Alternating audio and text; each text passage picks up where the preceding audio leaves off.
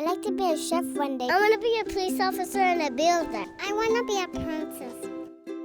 Every young life is precious and needs to be nurtured in order to become strong and vibrant. I like to play in pretend area and block. I like to play make ABCs. And I like playing with my friends and dancing with my friends all day. The Center for Children's Initiatives helps ensure that all children have a winning beginning by helping parents access the best possible childcare, supporting quality early childhood services, and promoting effective public investments. Because an investment in early childhood education is the smartest investment we can make in our future.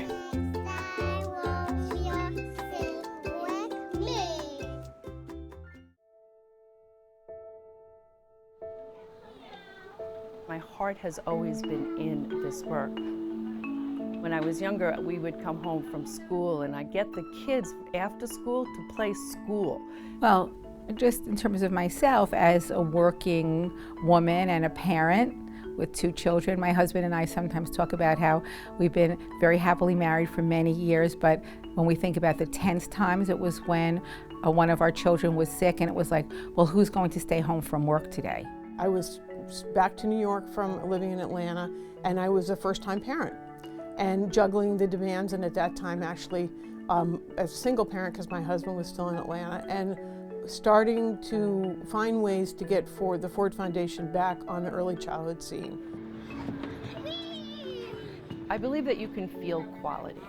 When you walk into a school, you can actually feel the hum of the school operating. There's a rhythm to it that's busy and exciting, but not chaotic and disruptive.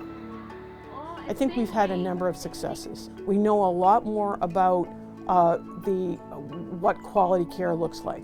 We know how to do this well.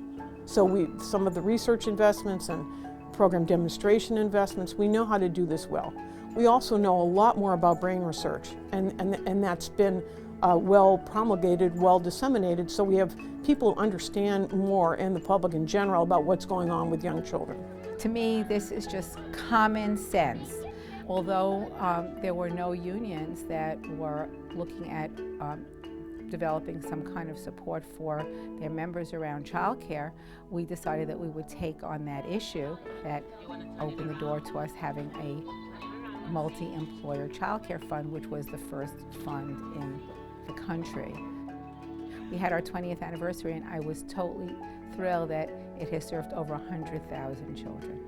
In supporting families and children, it really is a holistic approach. For example, we had a child in our program who, mother was incarcerated, father was incarcerated, grandmother was raising him. Cognitively, there was nothing delayed in the assessments of this child, but the social emotional piece, if he is crying because he is missing his mother and father, how is that child going to participate in a math activity where geometric shapes are being introduced and he's missing that piece? Social emotional development underpins all of children's ability to grow and thrive and learn. And I'm delighted to honor the Devereux Center. Their work is critical. In the traditional approach to assessment in early childhood and psychology, at least when it comes to emotional and behavioral issues, we look for deficits, we look for problems, we look for challenges and concerns that the child is having. And our concern is that if we take that kind of approach, you have to wait for those behaviors to occur before you can measure them. What strength-based assessment allows you to do is to identify children who are at risk of developing those problems before the problems ever occur. If we know from 0 to 3 is the time in a child's brain development that is significantly crucial for the development of children to grow up to be healthy, productive citizens. Why we're not investing in that is a question I think we should all ask ourselves. We know how to do what needs to be done. The challenges ahead, I think, are how to get this financing picture under control. This is the elephant on the table. We've really got to look and figure out where the sources of financing are going to come from. And we've been a bit reluctant to sort of point the finger and talk about things that may be tougher in terms of taxes or having all 4-year-olds in public school pre-K. So school would essentially start at that point in most communities. We're wasting a lot of money on things like people being in jail or healthcare costs that come out of people being stressed.